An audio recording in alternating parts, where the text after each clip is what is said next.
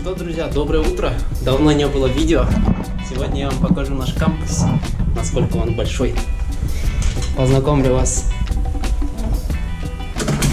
со своим кампусом. Это будет очень интересное видео. Сегодня предоставлю вам возможность увидеть наши кампусы. Кстати, это наша кухня.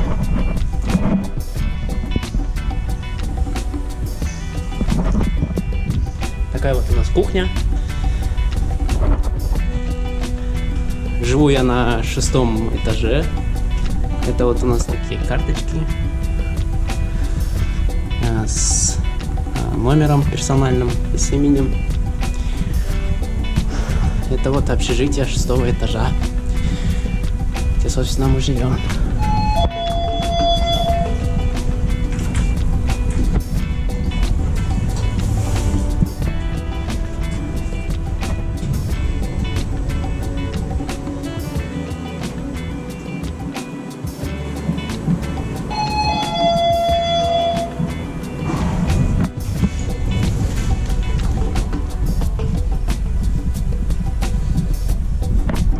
Сейчас вам покажу наш гараж, кстати, где у нас большое количество двухколесной техники.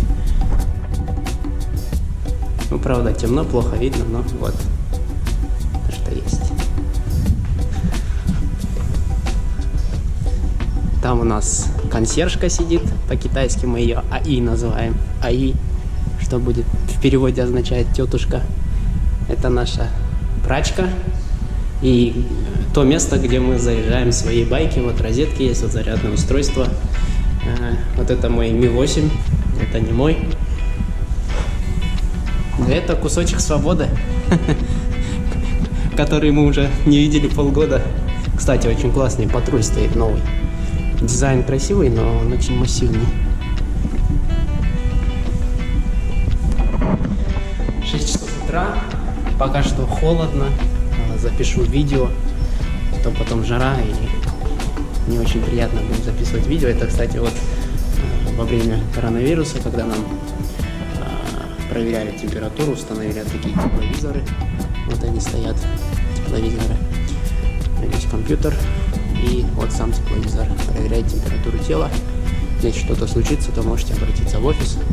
Вот здесь как раз таки инструкция, что делать во время коронавируса. И вообще, если вы себя плохо чувствуете, то бегом в офис. В общем, друзья, поехали. Сегодня я буду как раз кататься на своем байке. Вот он. Ждет меня родимый. Моя двухколесная техника, которую я восстановил. Номера поставил а-ля советского образца. Вот такой вот мотоцикл. Это вот наше общежитие. Вон там живут китайцы. Вон там тоже живут китайцы. И в общежитиях иностранных студентов имеются кондиционеры, что очень удобно. Китайских же нет. И плюс еще китайцы, они живут по 4 человека в одной комнате. Мы же живем по... Каждый человек живет один или же по 2 человека. То есть вот такие вот у нас условия.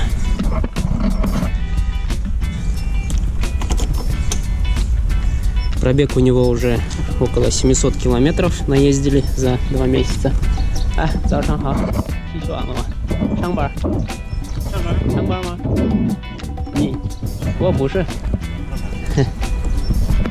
Вот на работу пошел, собирается, а мы поехали. Саншу свою. Саншу. Да.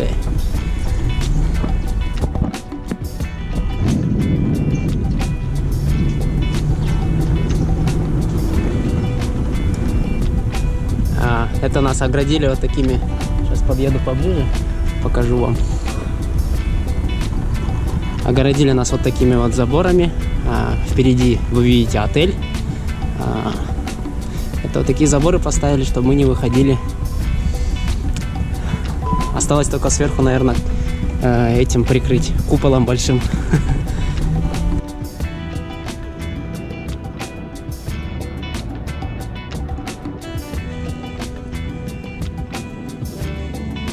Это наш офис, где мы оформляем документы, где студенты оплачивают оплату за учебу, и вообще вся бухгалтерия в этом офисе.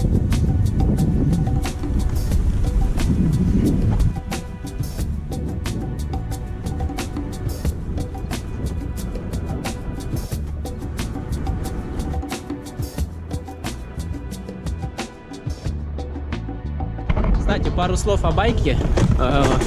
Поскольку кампус большой и передвигаться тут, можно в принципе ходить и пешком, но для быстроты лучше покупать велосипед или байк, потому что кампус тут нереально большой, территория большая, и плюс мой учебный корпус находится на другом конце кампуса, и из-за этого я передвигаюсь только на своем мини-электробайке. И, кстати, кого интересует электровелосипеды, можете обратиться, мы вам поможем. Экобайк Бишкек. Сделаю рекламу небольшую. Вот.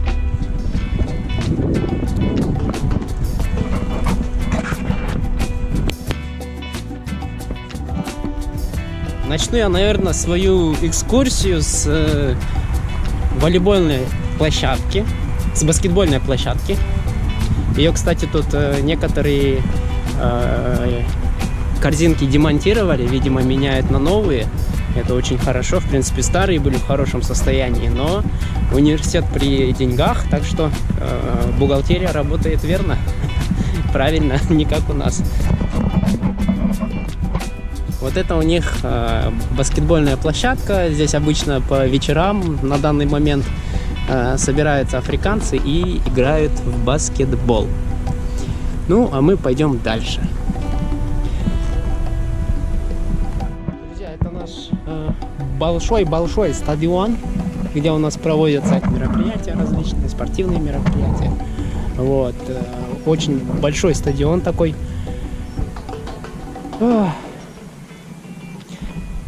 Китайцы прививают любовь к спорту. Здесь обычно я не играю в футбол, там студенты играют в футбол по вечерам, африканцы. Я вообще не любитель футбола, баскетбола, там, волейбола, этого всего. Мне больше, и там в технике покопаться или что-нибудь там почитать или поводить. Я любитель больше этого. У меня больше душа лежит к технике. Вот. Ну, если у вас есть время, я так иногда тоже сюда прихожу. По утрам сюда классно приходить, там в 6 утра и бегать, когда еще не жарко. Вот такой вот тут большой стадион.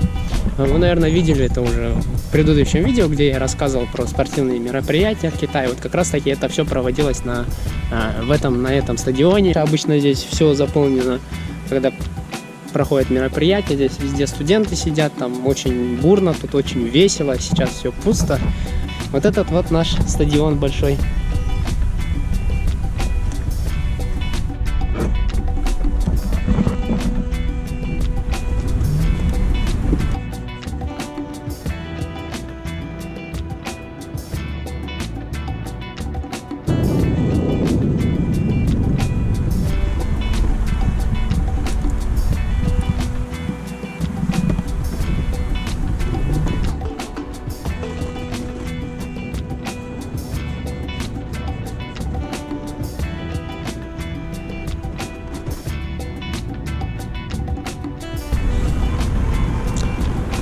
Вот здесь, кстати, у нас находится факультет искусств.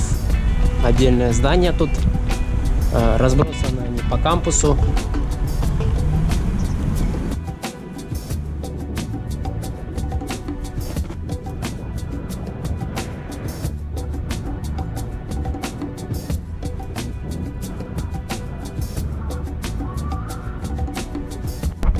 Кстати, позади меня, если видите, вообще в Китае вешают вот такие вот надписи. Ну, помните, как в Советском Союзе раньше? Ну, я не жил, конечно, в это время, но по фильмам, да? Вешали такие тоже надписи, только, правда, фон был красный, и белыми буквами там было что-то написано. Там за партию выполнен план пятилетки, там за Сталина, за Ленина и прочая советская, так сказать, агитречь. Вот. То же самое в Китае. Ну, допустим, в данной надписи написано: даже если ты находишься далеко от дома, всегда помни о своей родине. вот такие вот, так скажем, патриотические надписи для китайцев разбросаны по нашему кампусу для студентов, чтобы они не забывали о своей родине. Вот. Знаете, если говорить о нашем университете, немножко предысторию вам, да, расскажу в сегодняшнем видео. Мой университет называется Леонинский университет науки и технологий. Университет основан в 1948 году. Университет является первым из университетов в Китае на то время, где были основаны металлургические специальности. Почему? Потому что вообще сам город Аньшань, он является металлургическим городом, и у нас в городе расположен, кстати, тут недалеко, почти в центре города, сталелитейный завод, который называется Анган. И именно вот этот завод послужил, чтобы в Китае, в провинции Леонин, были высококвалифицированные специалисты, металлурги, инженеры. И поэтому у нас по всему кампусу расположены вот такие вот, я надеюсь, на камеру хорошо видно, расположены вот такие вот, сверху не могу показать, всякие запчасти, вот эти вот шестеренки большие сзади, видите? Большие шестеренки, вон там дальше турбина от чего-то лежит, я не знаю от чего. Вон там станок лежит, чуть попозже покажу. Сколько стали. Вот стоит себе, стали стоит.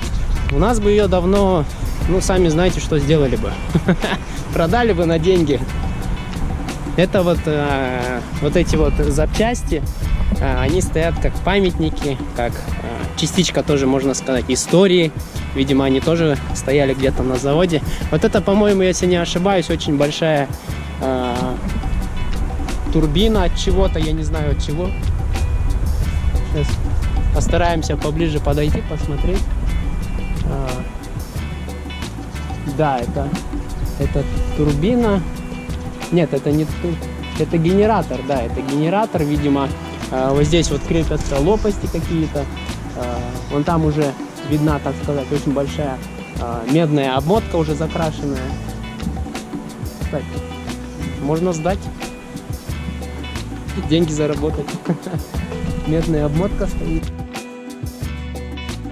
И вот тут, кстати, стоит небольшой станок.